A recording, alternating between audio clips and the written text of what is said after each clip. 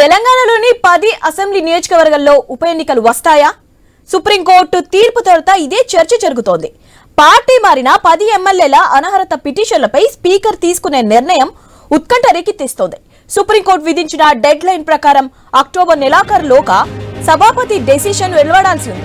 మరి ఎమ్మెల్యేల అనర్హత వేటు వేస్తారా? వేటు పడితే 10 నియోజకవర్గాల్లో ఉప ఎన్నికలు తప్పవు. అంతవరకు వెళ్తే తెలంగాణ రాజకీయం సెగలు కక్కడం ఖాయం.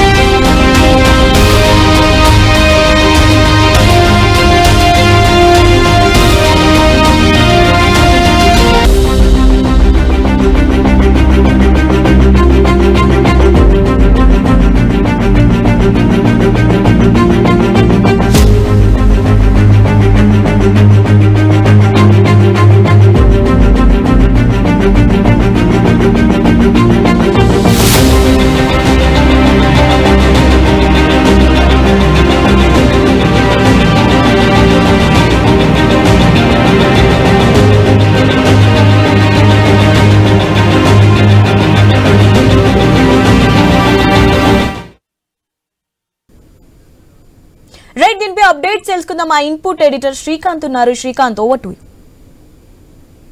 Shivani, good afternoon. సో ఎమ్మెల్యేల అనర్హత పిటిషన్ ఈ రోజు జస్టిస్ గవాయ్ ధర్మాసనం తీర్పును వెలువరించింది. 3 నెలల్లోపు నిర్ణయం తీసుకోవాలంటూ కూడా సుప్రీంకోర్టు ఈ రోజు స్పీకర్ కు ఆదేశించడం జరిగింది.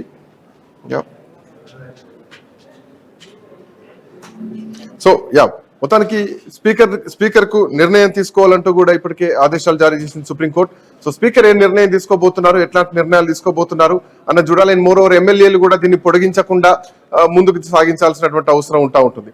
సో స్పీకర్ అంటే 2 రాజ్యాంగబద్ధ సంస్థలు మధ్య జరుగుతున్నటువంటి ఒక అంశం కాబట్టి, జాతీయ దేశవ్యాప్తంగా ప్రభావితం చేసేటువంటి అంశం కాబట్టి స్పీకర్ విషయంలో నేరుగా సుప్రీంకోర్టులో నిర్ణయం తీసుకునేటువంటి అవకాశం లేదు. సో ఇట్లా నేపథ్యంలో ఎమ్మెల్యేలపై అనర్హత పిటిషన్ వేయాలంటూ సుప్రీంకోర్టు నేరుగా బీఆర్ఎస్ పార్టీ ఆశ్రయించినా గానీ స్పీకర్ కి డైరెక్షన్స్ ఇచ్చారు. స్పీకర్ నిర్ణయం తీసుకోవాలంటూ కూడా ఇప్పటికే స్పీకర్ కోర్టులో ఈ ఎమ్మెల్యే అనర్హత పిటిషన్ పైన ఉన్నటువంటి అంశం అంటే ఇప్పటికే మనకు ఐ న్యూస్ తో డిప్యూటీ స్పీకర్ గా ఎన్నికైనటువంటి రామచంద్ర నాయక్ మనతో మాట్లాడారు. ఆ విషయంలో అంటే ఎమ్మెల్యేల విషయంలో అసలు వాళ్ళు కాంగ్రెస్ పార్టీలో ఉన్నారా, బీఆర్ఎస్ పార్టీలో ఉన్నారా అంటే అది వాళ్ళనే అడగండి అంటూ కూడా ఆయన చెప్తున్నటువంటి సమాధానం. మరోవైపు కాంగ్రెస్ పార్టీ కండువాలు కప్పుకున్నారా అంటే లేదు, దేవుని కండువాలు కప్పారని చెప్పేసి కాంగ్రెస్ పార్టీ నాయకులు చెప్పారు. సో ఇదంతా ఊహించే, ఇదంతా ముందుగానే ఊహించి కేసు సీరియస్ అవుతుంది, కొంత క్రిటికల్ గా ఉండేటువంటి అవకాశాలు అనేటువంటి ఉద్దేశంతో బహుశా ఈ కామెంట్స్ చేశారా. స్పీకర్ ఎట్లాంటి విచారణ చేయబోతున్నారు, స్పీకర్ ఎట్లాంటి ఎవిడెన్స్ తీసుకోబోతున్నారు ఈ విషయంలో అన్నది మాత్రం చూడాలి. ఒకవేళ స్పీకర్ ఏదో నిర్ణయం మాత్రం ఖచ్చితంగా తీసుకోవాలి. లేని పక్షంలో స్పీకర్ కూడా కోర్టుకు సమాధానం చెప్పాల్సినటువంటి అవసరం ఉంటుంది.